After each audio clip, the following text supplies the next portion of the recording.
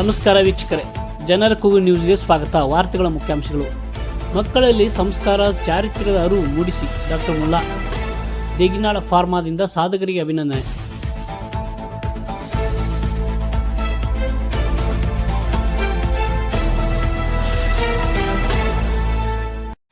ವಾರ್ತೆಗಳ ವಿವರ. ಮುದ್ದೆಬೇಡ. ಕೇವಲ ಅಂಕ ಗಳಿಕೆಗಾಗಿ ಮಾತ್ರ ಇಂದಿನ ಶಿಕ್ಷಣ ಸೀಮಿತಗೊಂಡಿದೆ.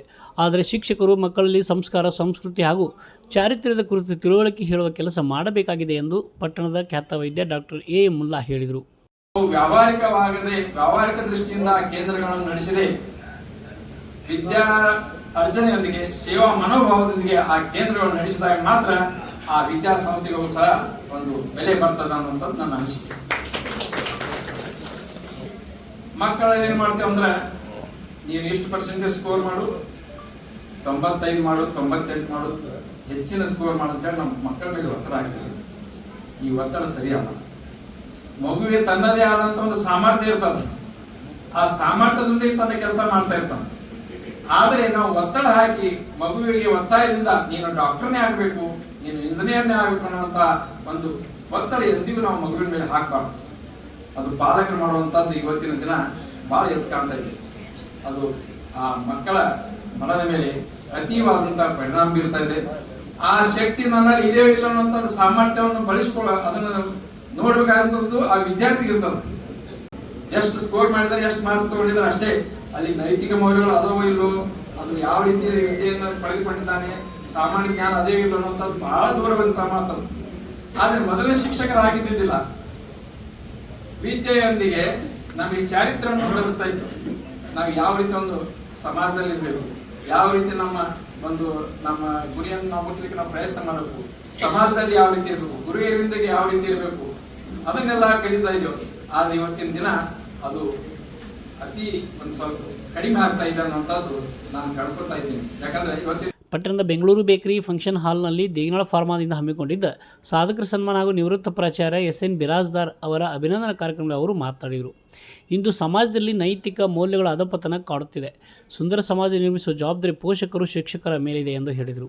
ನಿವೃತ್ತ ಪ್ರಾಚಾರ್ಯ ಎಸ್.ಎನ್. ಬಿರಾಜ್ದಾರ್ ಮಾತನಾಡಿ, ದೇಗಿನಾಳ ಕುಟುಂಬ ಸಮಾಜದೊಂದಿಗೆ ಒಳ್ಳೆಯ ಸಂಬಂಧ ಇಟ್ಟುಕೊಂಡಿದ್ದಾರೆ. ಸಂಸ್ಕಾರ ಉಳಿಸಿಕೊಂಡು ಸಾಧಕ ವಿದ್ಯಾರ್ಥಿಗಳನ್ನು ಗೌರವಿಸುವ ಕೆಲಸ ಅಭಿನಂದನೀಯ ಕಾರ್ಯ ಮಾಡಿದ್ದಾರೆ ಎಂದು ಹೇಳಿದರು.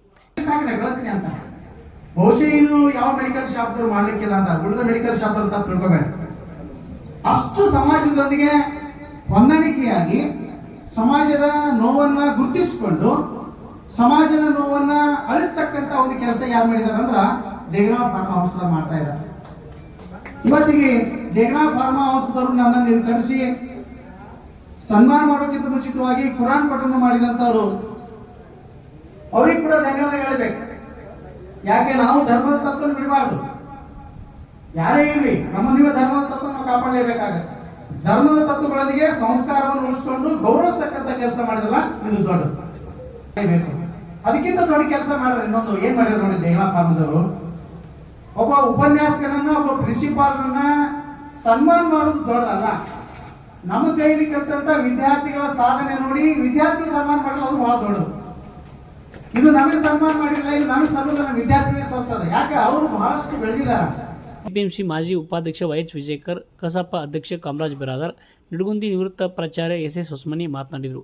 ಕಾರ್ಯಕ್ರಮದಲ್ಲಿ ಡಾಕ್ಟರ್ ಎಂ.ಎ. ದೇಗನಾಳ್, ತಾಲೂಕು ಆಸ್ಪತ್ರೆ ಆಡಳಿತ ವೈದ್ಯಾಧಿಕಾರಿ ಡಾಕ್ಟರ್ ಪರಶುರಾಮ್ ಮೊಡ್ಡರ್, ಅಲ್ಲಾಬಕ್ಷ್ ಖಾಜಿ, ಔಷಧಿ ವ್ಯಾಪಾರಸ್ಥರ ಸಂಘದ ಜಿಲ್ಲಾಧ್ಯಕ್ಷ ಕೆ.ಆರ್. ಎತ್ತಿನಮನಿ, ತಾಲೂಕು ಅಧ್ಯಕ್ಷ ಜಿ.ಎಂ. ಹಿರೇಮಠ್, ಪ್ರಮುಖರಾದ ಶಬ್ಬೀರ್ ದೇಗನಾಳ್, ಡಾಕ್ಟರ್ ಎಚ್.ಎ. ದೇಗನಾಳ್ ಪಾಲ್ಗೊಂಡಿದ್ದರು. ಸಂಗಮೇಶ್ ಶಿವಣಗಿ, ಬಸಮ್ಮ ಹಿರೇಮಠ್ ಪ್ರಾರ್ಥಿಸಿದರು. ಶ್ರೀಶೈಲ್ ಕತ್ತಿ ಸ್ವಾಗತಿಸಿದರು. ಸಿದ್ದನಗೌಡ ಬಿಜೂರ್ ನಿರೂಪಿಸಿದರು. ಉದಯ್ ರಾಯಚೂರು ವಂದಿಸಿದರು. ಕಾರ್ಯಕ್ರಮದಲ್ಲಿ ಆಕ್ಸ್ಫರ್ಡ್ ಪಾಟೀಲ್ಸ್ ಹಾಗೂ ಡವಳಗಿ ಸ್ವತಂತ್ರ ಪದವಿ ಪೂರ್ವ ಕಾಲೇಜಿನ ವಿದ್ಯಾರ್ಥಿಗಳನ್ನು ಪ್ರತಿಭಾನ್ವಿತ ವಿದ್ಯಾರ್ಥಿಗಳನ್ನು ಸನ್ಮಾನಿಸಲಾಯಿತು.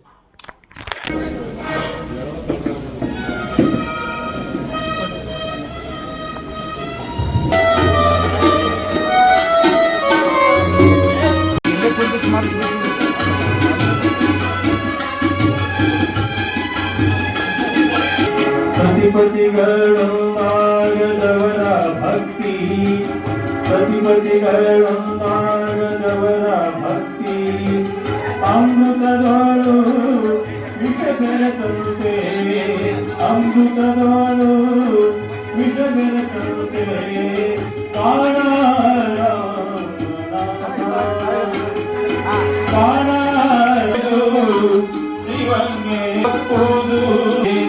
ಹಿತವಪ್ಪುವುದು ಶಿವವೇ. ಶ್ರೀ ಗುರು ಬಸವಲಿಂಗಾಯ ನಮಃ. ಶ್ರೀ ಗುರು. ಇನ್ನಷ್ಟು ಸುದ್ದಿಗಾಗಿ ನೋಡ್ತಾ ಇರಿ ಜನರ ಕೂಗು ಯೂಟ್ಯೂಬ್ ಚಾನಲ್. ಇದು ನಿಮ್ಮದೇ ಧ್ವನಿ. ಸಬ್ಸ್ಕ್ರೈಬ್ ಮಾಡಲು ಮರೆಯಬೇಡಿ.